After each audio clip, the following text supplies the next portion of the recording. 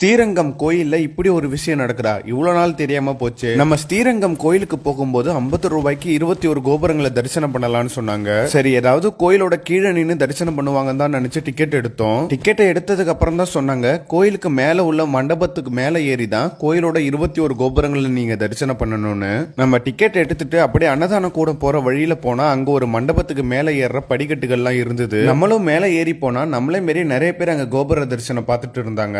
ஒரு டிக்கெட் ஒரு ஆளுக்கு 50 ரூபாங்க. உங்களுக்கு தெரிஞ்சு இது போல வேற எந்த கோயிலையாவது கோபுர தரிசனம் நடக்குதுன்னு சொன்னா அப்படி கமெண்ட் பண்ணுங்க. வெயில் நேரத்திலேயே நிறைய பேர் தரிசனம் பண்ணுவாங்கன்னு சொல்லிட்டு ஒயிட் பெயிண்ட் அடிச்சு வச்சிருக்காங்க. இது போல மேடான பகுதிகளில் படிக்கட்டு போட்டு வச்சிருப்பாங்க. அது மேல ஏறி நின்று நீங்க பாத்தீங்கன்னா 21 கோபுரங்களையும் ஒரே இடத்துல நின்று தரிசனம் பண்ணலாம். முக்கியமா அந்த பிரம்மாண்டமான ராஜகோபுரத்தை பார்க்க அவ்வளவு அழகா இருந்தது. நம்ம ரங்கநாதர் பள்ளிக்கொண்டு உள்ள அவரோட தங்க முலாம் பூசப்பட்ட விமானத்தையும் நீங்க கிட்ட பார்க்கலாம். இந்த தரிசனத்துக்கு பேரு பரவாசுதேவர் விமான சேவைன்னு சொல்றாங்க. இந்த இடத்துல